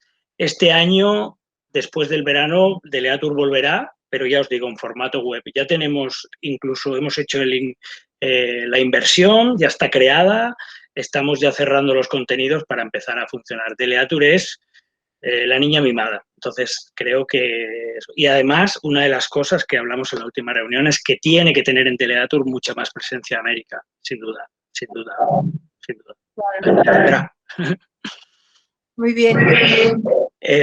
Pues veo aquí, bueno, me decían, Antonio, supongo que creo que te ha quedado claro, editor de mesa y corrector de estilo, efectivamente, como decía en la línea, viene por la denominación anglosajona, pero en este caso en España se considera eso, es al editor al que tú le envías la corrección, por decirlo de alguna manera, que te orienta, que te ayuda, ese es el editor de mesa. Alberto, hola Alberto Araujo, efectivamente dice que ha trabajado con médicos, codificación, no sé a qué te refieres cuando dices alguna codificación para este tipo de trabajo, ¿a qué te refieres? Si lo puedes aclarar en el chat. Y yo sigo, mira, está aquí Ricardo. Sí. ¿Qué Por la simbología. significa? Pero, gracias Maribel. Me parece importante hablar de esto, de la simbología, que son, supongo que te refieres a los signos tipográficos, Alberto. También es muy importante saber que en España se usan de manera diferente que en México. En España tienen una norma para usar los signos, en América no los tenemos, o concretamente en México no. Ahora, con mucha frecuencia, como decías, Alberto, preguntan dónde me preparo, qué conozco. Entonces la gente se va a Google a buscar para informarse. Aparecen los signos tipográficos, muchísimos signos tipográficos, pero no todos son de uso universal. Hay algunos universales, otros son muy locales. Es importante saber la forma como se utilizan, porque eso se perdió, eso es parte de la técnica de la corrección, saber en qué momento y cuándo los usan. Toda esa información la tienen con UNE, ustedes lo tienen registrado, dime si estoy equivocada, Álvaro. Sí. Si estoy equivocada, hay un código que regula el uso de los signos tipográficos en España. En México sí, no lo tienen. Sí, Entonces, tenemos una norma UNE, pero es cierto que las normas las marcas de corrección vienen más del área de la imprenta y demás. Entonces, la norma UNE está ahí, pero no se suelen tener muy en cuenta en concreto las de la UNE, sino hay unas específicas que vienen de atrás y que se van enseñando en los distintos módulos, Lo que pasa que también es cierto que, obviamente, en estos tiempos virtuales cada vez se usan menos, porque cada vez se corrige menos en papel. Mira, yo tengo aquí todos los que usé para trabajar, son todos pilos rojos vaciados de cuando empecé a trabajar, que trabajaba en papel. Pues os puedo decir que llevo con uno 2 años. Yo ya en papel no corrijo prácticamente nada, salvo, y eso lo hacemos muchos compañeros y supongo que es, que voluntariamente, cuando habéis terminado un libro o un texto, lo imprimáis porque os gusta hacerle el último vistazo en papel. A mí me encanta y si puedo lo hago. Y eso que va en contra del precio tarifa, porque cuantas más vueltas, ya sabéis, menos cobras. Pero yo lo prefiero. Pero realmente ya en papel, de hecho, una de las cosas que decimos es que si te quieres dedicar a la corrección, tienes que saber Word a nivel Dios. Punto. Esto es real. Si sabes InDesign, mejor que mejor. Si sabes InCopy, mejor. Pero hay que saber Word, pero saber bien. Por eso muchos de los seminarios que hacemos pues son de macros, de buscar y reemplazar, comodines, control de cambios. Es decir, es profesional, es un Word profesional. Somos profesionales en el Word profesional. El papel, bueno, yo creo que eso, pero aún así hay que conocer las marcas.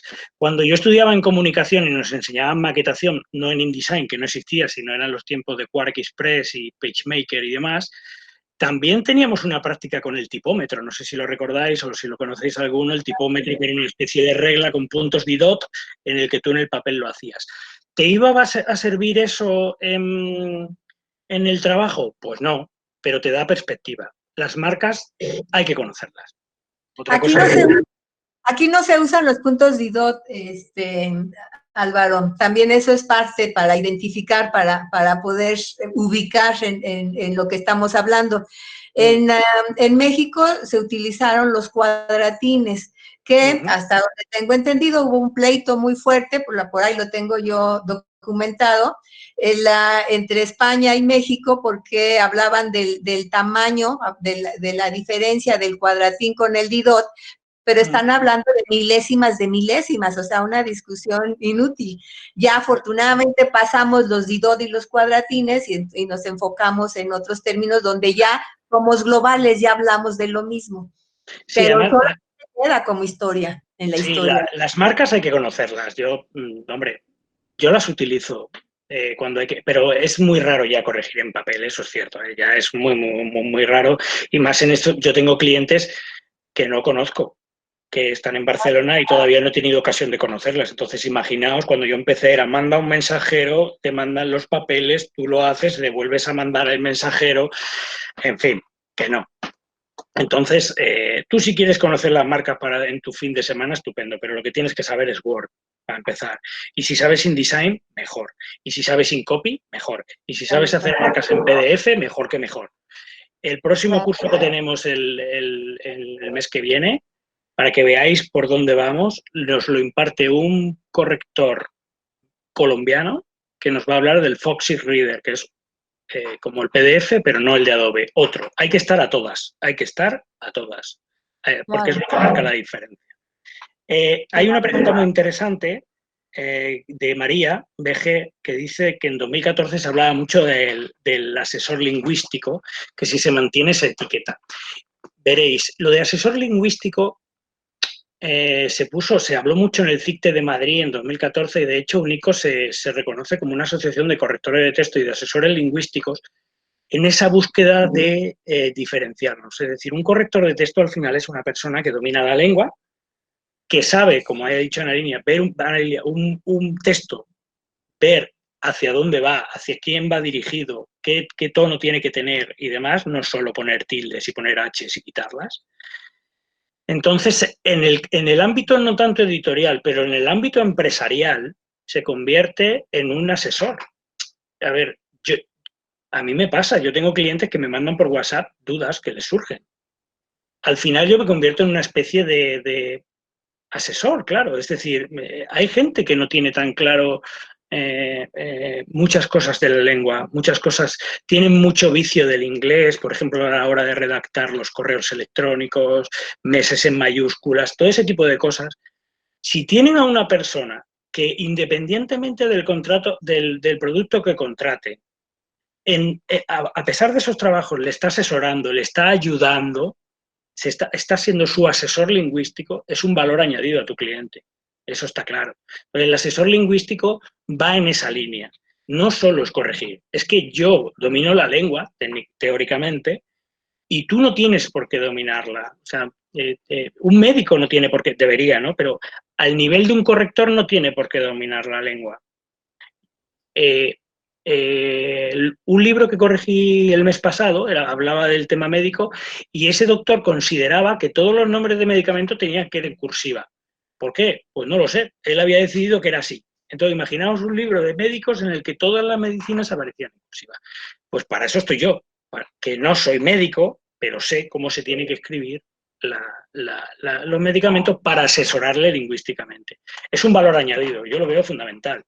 No es solo quitar tildes y poner tildes, es mucho más nuestro trabajo. La tradición editorial a la que me refería hace rato.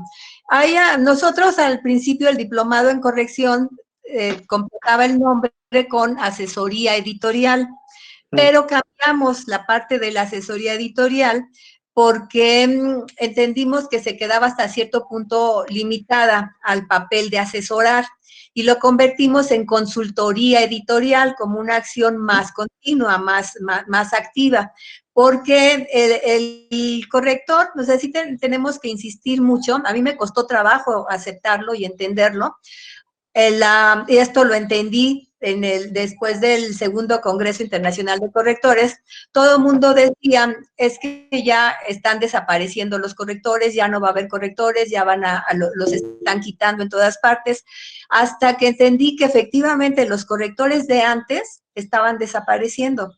Los nuevos correctores ahora son profesionales en todo sentido, en todo lo que estamos diciendo. Por eso, no solamente puedes asesorar, sino puedes brindar una consultoría en toda la gama editorial.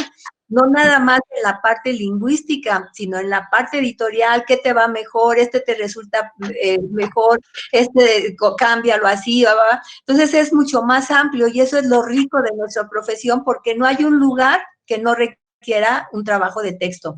Así vaya a ser una película, para esa película requiere un especialista en el texto que vea que todas las características de ese documento se cumplan para garantizar la calidad. Está claro. Y al hilo de lo que decías de la calidad, Gazapo Indómito, que por cierto me encanta tu nickname, dice la cuestión de la calidad. A ver, es que un libro cueste 50 euros o sea regalado por el gobierno, tiene que tener una calidad. Pero más que nada por respeto al lector. Es decir, el lector, esto es la pescadilla que se muerde la cola, ¿no? Es como en la televisión, pongo programas basura porque la gente quiere basura, pero si no le dejas de poner basura, solo querrá basura. Entonces, es trabajo de todos el subir la calidad. Evidentemente se necesita una base de educación. Evidentemente no es lo mismo un fallo de una tilde que no está a un galicismo, que mucha gente directamente ni lo identifica y le parece que está bien. Es decir, hay varios niveles. Pero un mínimo de calidad en cualquier producto cultural se exige, y más si es de pago. Pero es que aunque fuese gratuito, yo como lector de una biblioteca, que no pago absolutamente nada, aunque bueno, sí lo pago, pero vía impuestos, pero bueno, no pago, yo me merezco abrir un libro y que ese libro esté correcto, nunca mejor dicho, esté bien, tenga una calidad. Es ridículo que a mí me enseñes y me obligues, porque es obligatorio ir a la escuela, a que esta manera se tiene que escribir, los textos se tienen que... y luego me distribuyas productos que no cumplen eso. Es un sinsentido. Ahora, la pregunta que haces es ¿cómo se puede educar a los lectores? Pues de muchas maneras. Yo creo que lo importante es que lean, que lean, que valoren lo que es un libro. Si no valoran el libro, da igual cómo esté escrito. Esa es la base. A partir de ahí, pues ya hay muchos técnicos gubernamentales y muchos cargos que harán campañas de fomento de lectura y demás. Pero la clave es considerar que el libro tiene un valor. No puede ser cualquier cosa. No. Entonces, en el momento en que se valora, evidentemente, y si pagas, que no son baratos, como si tú compras una lavadora. Tú no te llevas una lavadora con la puerta rota. Y si te la llevas rota, la devuelves. Pues cuando empecemos a considerar el libro una cuestión de calidad, o sea, una cuestión esencial, se verá. Y fuera de los libros, insisto, tú puedes ser un profesional buenísimo de la medicina, pero si me escribes un correo lleno de ratas, te acabas de caer del mito. Por eso era el tema que se utilizaba en el CICTE de tus palabras son tu imagen. O sea, puede ser, perdonadme el símil, pero es como en la cuestión física la dentadura. O sea, es la persona que no se cuida la dentadura, digo en la cuestión física, no en la cuestión intelectual, demuestra que no se cuida, con lo cual tú a lo mejor eres el mejor profesional, pero no, algo falla. Pues eso es igual. Si tú me escribes un correo y cometes unos errores garrafales, me quedo en los errores, lo siento, y no tengo que ser corrector, no tengo que ser corrector. A veces salen en la televisión cartas que escriben algunos políticos o tal, y dices, pero contrata un corrector, o sea, contrata un corrector. Es la clave esa, la calidad. Más allá de eso, pues no sé cómo fomentarlo, la verdad. Y metiendo dinero, seguro. Claro. Álvaro, ¿te parece si vamos cerrando? Porque para ti van a dar la 1 de la mañana. Nosotros acá estamos muy a gusto conversando y más allá Maribel que está en Tijuana, que para ella es más temprano todavía, pero tú ya va a ser la 1 de la madrugada. Entonces, pues si vamos respondiendo las últimas preguntas, sí. De todos modos, la invitación queda abierta para que esto podamos repetirlo en otro momento. Está Ricardo Tavares, que también podría agregarse para la conversación, o podríamos agregar a más compañeros para poder pues enriquecer este conocimiento que tenemos en el trabajo de corrección. Claro. Yo, bueno, solo decídmelo y yo me conecto y no os preocupéis que yo trabajo por la noche, así que no hay ningún problema. O sea, no hay ningún problema. Pues nada, veo a ver si hay más preguntas. Hay una que habla de evidenciar los errores de los libros en redes sociales. Ojo, siempre con respeto. Es decir, no se trata de masacrar. Es decir, ojo, no se trata de masacrar en el sentido de, si es un editor que no ha pagado un corrector, vale, pues es criticable. Pero no atacar al autor porque lo ha escrito mal, las redes sociales hay que tener mucho cuidado. O sea, no se pueden montar campañas porque una persona no haya puesto una coma de vocativo. O sea, no perdamos los papeles. Eso no es ético, también hay que considerar la ética. Pero yo, por ejemplo, sí me enfadaría si una editorial que paga 600.000 euros por un premio saca un libro y no contrata un corrector. Yo me enfadaría y lo diría. Con todo el respeto del mundo, pero lo diría. Y una editorial que cobra, insisto, 30 o 40 euros en el caso de la no ficción en España, que puede ser un libro de, sí, eso, de no ficción, que se puede llegar a los 40 euros, imaginaos. Yo no me puedo encontrar ese libro que no haya pasado por un corrector. O sea, no. Me niego como consumidor y como consumidor de cultura, me niego. Entonces, eso sí se diría en las redes sociales. Se puede decir que el libro es interesantísimo, porque seguramente lo sea, pero que no es de recibo como viene presentado. Yo eso lo tengo claro. Lo peor del caso, Álvaro, es que podría sí haber pasado por un corrector. El problema es que qué clase de corrector, bueno, y también, eso claro, es más grave todavía. También hay libros que están muy mal traducidos, es decir, también apelaba antes a la responsabilidad también profesional. Claro. Luis Valladares, pues en Guatemala, que yo sepa, no, pero si te enteras, dínoslo y lo integramos en la alianza rápidamente, que de eso se trata. Tenemos la suerte, por ejemplo, en Venezuela no hay asociación, pero ahí está Ricardo. En Costa Rica y en Bolivia no hay asociación, pero ahí están correctores representando. Así es que estamos abiertos no solo a las asociaciones, sino a todos los que quieran aportar en aquellos países en los que todavía, porque habrá, nos estamos expandiendo, asociación de correctores. Desde aquí, y supongo que PEC también, UNICO siempre está abierto a ayudar a cualquier corrector de cualquier país que quiera empezar a formar una asociación o que quiera, o simplemente que necesite información sobre corrección. Que nos escriban, a lo mejor tardamos un poco porque estamos trabajando, pero le contestamos. Podéis escribir a mi correo mismo, que es presidencia@uniondecorrectores.org, o por el formulario de la web, lo que queráis, de verdad. Aquí estamos todos para ayudarnos, da igual donde estemos y para quién trabajemos. Me dice Yarida que en su trabajo aún corrigen en papel y usan los signos de la UNE.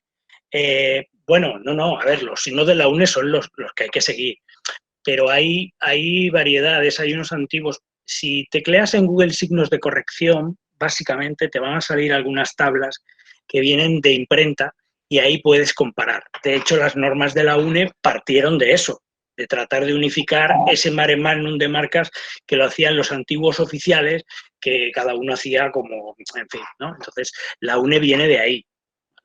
¿Vale?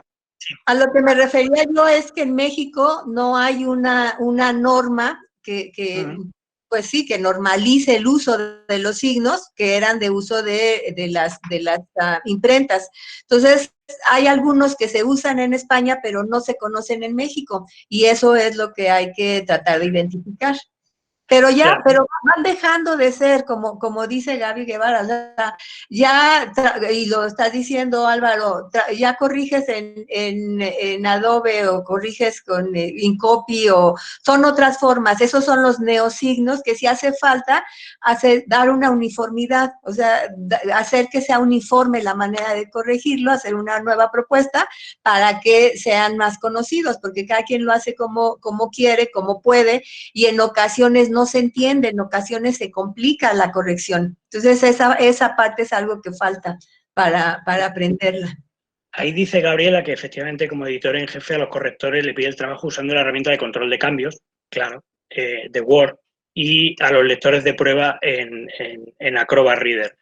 Dos cuestiones. Uno, claro, una corrección de estilo o incluso ortotipográfica sí o sí hay que hacerla en Word, porque si la haces en PDF te puede volver loco. Básicamente tardaría 1000 años y el maquetador te fusilaría al alba, porque es un formato que no permite cambio.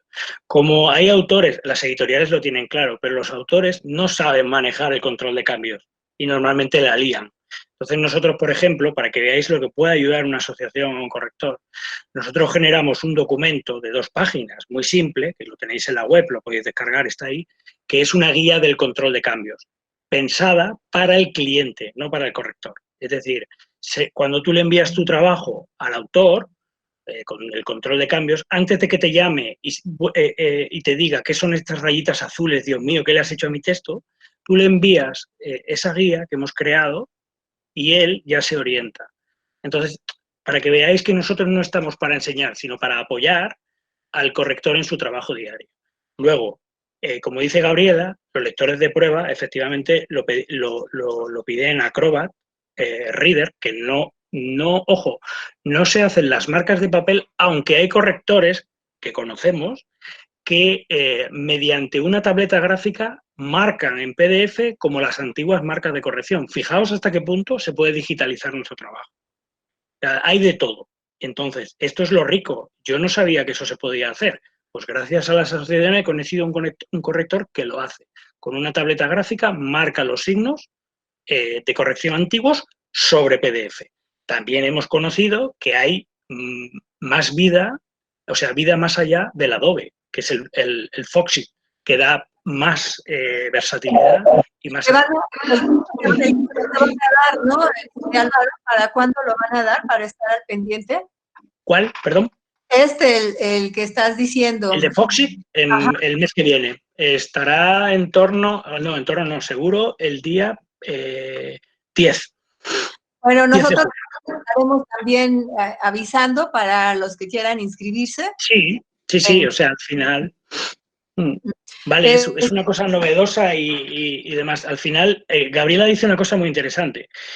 Si tú eres corrector, lo mismo te toca hacer corrección de estilo o lo mismo tienes que corregir las pruebas. Por lo tanto, no solo tienes que manejar el Word, sino también tienes que manejar las marcas de PDF. Nosotros hicimos un seminario que impartió Mariana Eguaras, que era tampoco tiene mucha historia el PDF, pero hay que darlo. Entonces, hay que estar permanentemente aprendiendo. Permanentemente.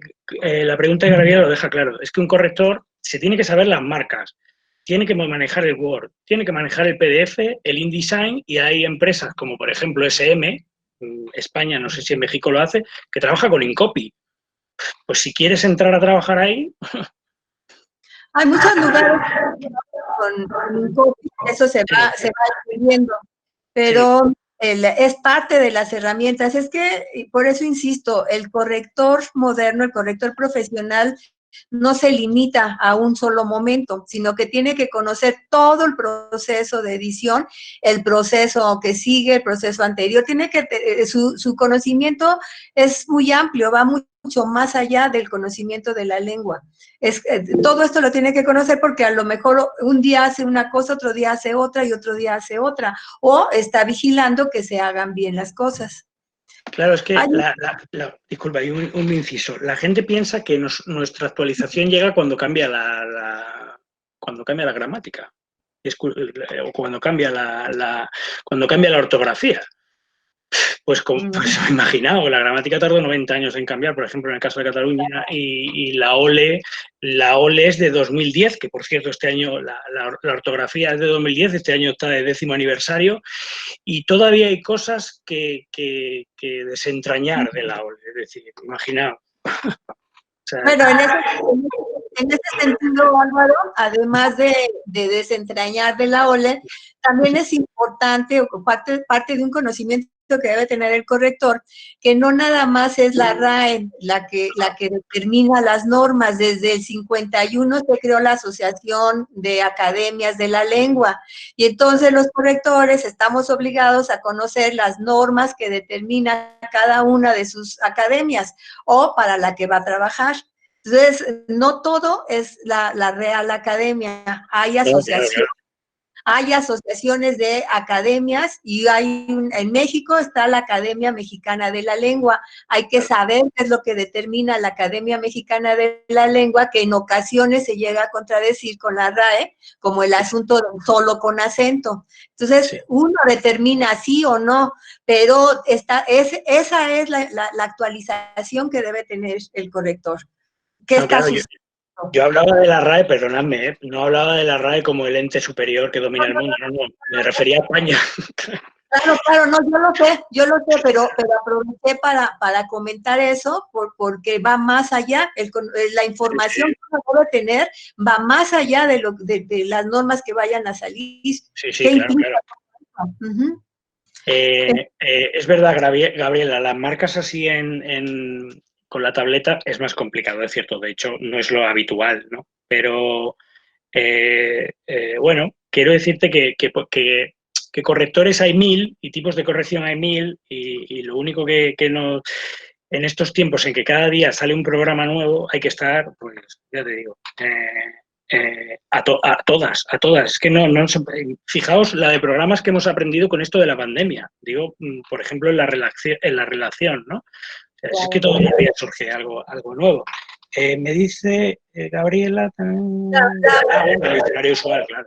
Álvaro, la pregunta de Ricardo Tavares la puedes considerar, que te pregunta si crees que haya vocación académica en los correctores españoles para fomentar la correctología. Yo creo que sí, yo creo que hay de todo, ¿eh? Yo creo que la corrección adolece un poco de ese carácter académico. Al final, lo que llevamos diciendo todo el rato, le falta a la corrección una base académica, no tanto una base académica cuando se refiere a la lengua, que eso por supuesto está clarísimo, sino como profesión. Entonces, en el momento en que eso se vaya aceptando, yo sí creo que se puede desarrollar. Hoy por hoy es difícil, hay intentos, pero es muy difícil cuando de las, no sé, 50, 70 universidades españolas que hay, no lo sé, solo una tiene un grado. Es decir, todavía estamos en la base de llevarla a la universidad, la corrección como tal. No hay una certificación profesional. Es decir, los correctores que llevan 40 años trabajando no son reconocidos, no hay una certificación. Cuando todo eso se cree, cuando esa base se cree, yo creo que sí podemos avanzar, como ha sucedido, por ejemplo, con los traductores, que hasta hace 10 años no tenían nada. De hecho, no sé si lo recordáis, el que se dedicaba a la traducción en la primera mitad del siglo XX y en la final del XIX era el que había viajado. Claro, cada traducción por ahí, porque el que había viajado a lo mejor viajaba muy bien, pero traducía fatal. Hasta que, a base de trabajar, yo tengo la suerte de conocer a algunos de los que hicieron que la carrera de traducción sea una realidad en España, llegaron hasta donde llegaron, a una ley ya de propiedad intelectual, es obligatorio, al derecho de autor, es decir, eso es a lo que tiene que tender la corrección. Claro. O sea, ahora mismo estamos muy lejos, porque ya os digo, ni siquiera hay un estudio formal. No. Pero yo sí creo que hay vocación, porque la gente, a ver, estoy hablando de correctores profesionales. Corrector profesional es un profesional, la gente que lleva 20, 25 años, 30 años corrigiendo, deberían estar más de uno sentado en la RAE. O sea, a lo mejor no en el sillón grande, pero en la fila de atrás, porque son expertos en la lengua, pero a nivel calle, ¿no? Que es al final un poco lo que a la RAE se le achaca, que vive mucho en su torre de marfil y no baja a la calle, salvo en casos tontos en los que nos fijamos, tipo las almóndigas o las concretas o tonterías de esas, pero no está en la calle. Y eso... Bueno, claro, pero le pide mucho a la RAE, si no dejó que se sentara en su silla a María Moliner. No, bueno, yo personalmente no defiendo a la RAE. Yo personalmente es mi referente, el referente de mi trabajo, ¿no? Es como si yo soy... No, por supuesto. Yo soy futbolista, pues mi referente es la FIFA. Yo creo... lo de María Moliner es un caso aparte porque es cultural. Es evidente que María Moliner es uno de los casos más flagrantes del machismo imperante durante el franquismo. Eso lo tenemos todos claro, afortunadamente. Entonces, María Moliner es fundamental. O sea, independientemente ya de que sea mujer o hombre, es fundamental su trabajo. Claro. Entonces, yo lo que quiero reivindicar es gente que lleva 20 años, 30 años corrigiendo, actualizándose en la lengua. Esa gente, yo por mí, vamos, que se sienten, que creen una R doble o una R triple y que lo sienten. Al final. Claro. Tienes razón. Vamos, la RAE. Te pregunta María, que es acerca de María BG, acerca de con quién se pueden contactar de Costa Rica para la asociación de este compañero que va a formar la asociación de Costa Rica. Pues yo, si quieres, escríbeme y al correo, te lo repito, presidencia@uniondecorrectores.org. Sí, y te paso es que no lo tengo aquí, vamos, pero es un corrector, son dos correctores que están empezando a trabajar, nos han pedido asesoramiento para todo el tema de pues, estatutos y demás, ¿no? Y quieren informarla, así que si te quieres enganchar es el momento de empujar. Claro. Ya están en la alianza, o sea, ya hay uno de ellos que se ha venido a la alianza y que se reúne con nosotros, ¿no? Como hace Ricardo por Venezuela o el compañero de Bolivia. Muy bien. Bueno, pues si te parece bien, podemos dejar hasta aquí, que la idea era solamente disponer de 1 hora, pero como hoy es 1 de mayo, pues trabajamos de más entre todos y entonces nos alargamos un poquito. Te lo agradezco mucho, la desvelada, Álvaro, la disposición, y espero que esto se siga repitiendo, que los compañeros y compañeras que están ahora que nos acompañan, puedan continuar, porque vamos a seguir, ya no vamos a seguir con el mismo ritmo que traíamos, y esto lo hicimos del 20 de marzo, porque originalmente íbamos a estar en confinamiento hasta el 20 de abril, se alargó al 30 de abril y ahora ya se alargó al 30 de mayo, entonces no podemos seguir con ese ritmo, pero sí queremos mantenerlo, por lo menos 1 o 2 veces a la semana que podamos tener este tipo de reuniones. La próxima semana tenemos una clase gratuita el martes, los recursos del verso, para que los que quieran participar, quieran integrarse a esta clase. Y el jueves va a estar con nosotros Pili Cobo, esta la presidenta de Ecuador, de la Asociación de Correctores de Ecuador, porque es la primera y única correctora certificada en habla hispana. Y en su país acaban de conseguir la certificación de correctores. Entonces es muy interesante para que nos comenten su experiencia y podamos también pues nutrirnos de todo lo que tenemos que hacer cada quien en su respectivo lugar, ¿no? ¿Algo más que quieras decir, Álvaro? 2 cositas. Uno, no os perdáis la charla de Pili Cobo, que aparte de ser una gran correctora certificada, es súper simpática, de verdad. No os perdáis la charla porque va a ser muy interesante. Es además muy, muy, muy profesional. Y os va a contar todo lo que hacen en Ecuador, que la verdad es que en el tema de la certificación son ahora mismo los más punteros de toda habla en español. Y bueno, y simplemente deciros que lo dicho, Unico está abierto a lo que necesitéis, a lo que queráis consultar, a lo que queráis conocer. Os invito a daros una vuelta por la página. Si os apetece venir a las formaciones, apuntaros, pues veis las condiciones y vamos lanzando periódicamente lo que queráis.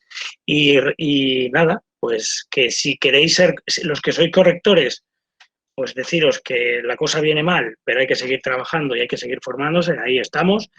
Y los que estáis empezando, pues que es una profesión que realmente merece la pena. Merece la pena porque es verdad, es muy chula. Es decir, es una profesión muy, muy bonita y no hay nada tan chulo como recibir un libro en casa para corregir. A mí me encanta cuando llega y lo abro y digo, oye, a ver esto cómo será. Y sobre todo cuando lo ves publicado. Cuando ves publicado el libro o el memorándum o lo que sea en la librería y saber que tú has participado, aunque se les haya olvidado poner tu nombre, da igual, tú lo sabes. Y tus amigos también. Eso da mucho gusto, es un muy satisfactorio nuestro trabajo. Entonces yo os animo, aunque estéis la cosa chunga, aunque no encontréis al principio, que sigáis luchando y formándoos, claro que eso es fundamental. Y nada, pues yo a lo que me digáis el próximo día cuando queráis y si no, en algún otro foro nos veremos. Ya aprendimos un camino. La ventaja de este confinamiento es que nos abrió muchos caminos y esos caminos no los vamos a abandonar. Esos caminos nos quedamos con ellos y los vamos a continuar. Desde luego, es una cosa súper curiosa que yo creo que habrá que analizar en el futuro, cómo el confinamiento nos abrió. Claro. Bueno, pues muchas gracias a todos y a todas por estar aquí con nosotros. Sigan conectándose, por favor, denle like a la página, sigan compartiendo, que haya más actividad y nos estaremos viendo la próxima semana. Álvaro, nosotros nos vemos en las próximas reuniones, ¿no? Claro que sí. Gracias. Que descanses, muchas gracias. Hasta Igualmente, luego. gracias a todos. Adiós a todos.